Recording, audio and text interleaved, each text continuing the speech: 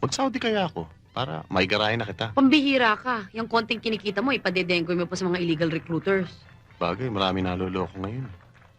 Sige, trabaho na ako. Thank you, Ile, ah. Nagpadala niyan. Si Don Gaspar, yung banker. Yung gurang pero maraming pera. Eto ako, bata. Pogi naman, kilalang kilala mo na sa bayet. Kaya lang laging walang pera. Sabihin mo kay Tanda, maraming salamat. Akala ko ba ayaw niya na sa akin? Pinatatanong nga kung pwede ka raw ngayong gabi. Sakit ano? Ako pa napag-utusan. Ay, nako. Sabihin mo sa kanya, meron na akong ibang kausap. Please naman, oh, pakikabit. Ang bagal niya naman kasi. Purong sulong naman siya. At huy, naku teka. May pa-rose-rose pa siya ngayon, ha? Des, yung drinks lang ang galing sa kanya. Yung rose sa akin galing. Thank you, Toby, ah. Gumasta ka pa.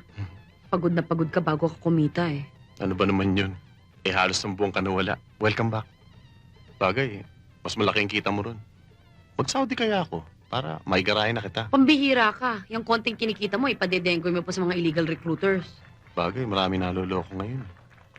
Sige, trabaho na ako. Thank you, Ile, ah. Hindi ako makakasama sa'yo mamaya eh. Paano kasi si Jackson binuk ako? Di bale, di bukas ka lang matulog sa bahay. Sayang din kasi. Yung kapatid kong bunso, si Boyet ba? First year college. Ang gastos. Hayaan mo, Paloma.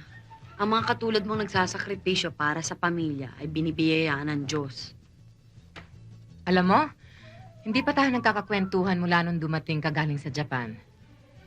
Siguro enjoy na enjoy ka doon, ano? Dahil sa milyonaryo mong Hapon. Di ba?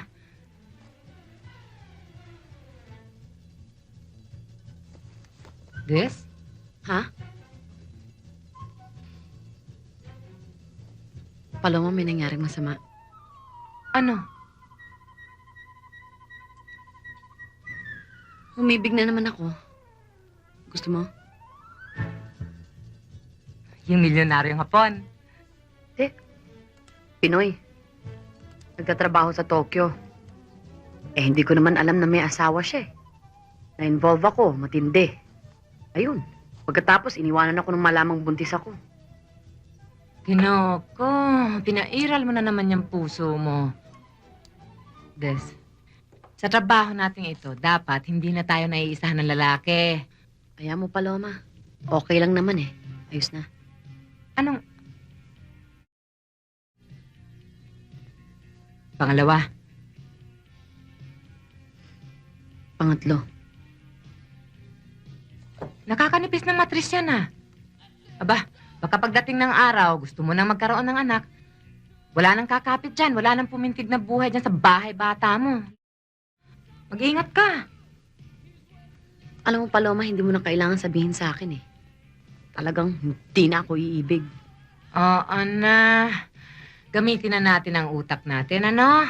Para makapag-ipon tayo, makalaya sa lugar na ito, at makapagnegosyo, ha? Tama.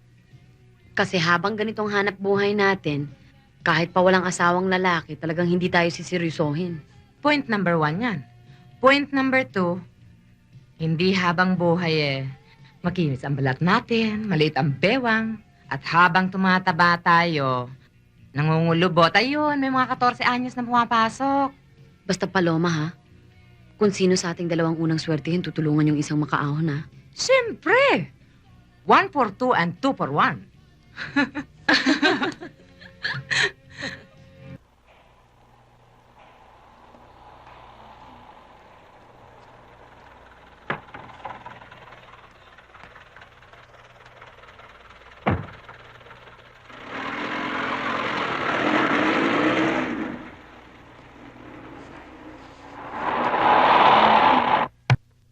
Sa pambubulabog mong yan, nasabit ka na naman, no?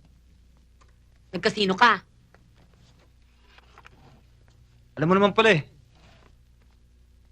Kung ayaw mo kumayod tatungan mo ako. Wala na tayong relasyon. 2,000. Hindi. Gawin mo ng 3,000 para naman may panggastos ako. Umalis ka na, ha? May pinagsamahan tayo.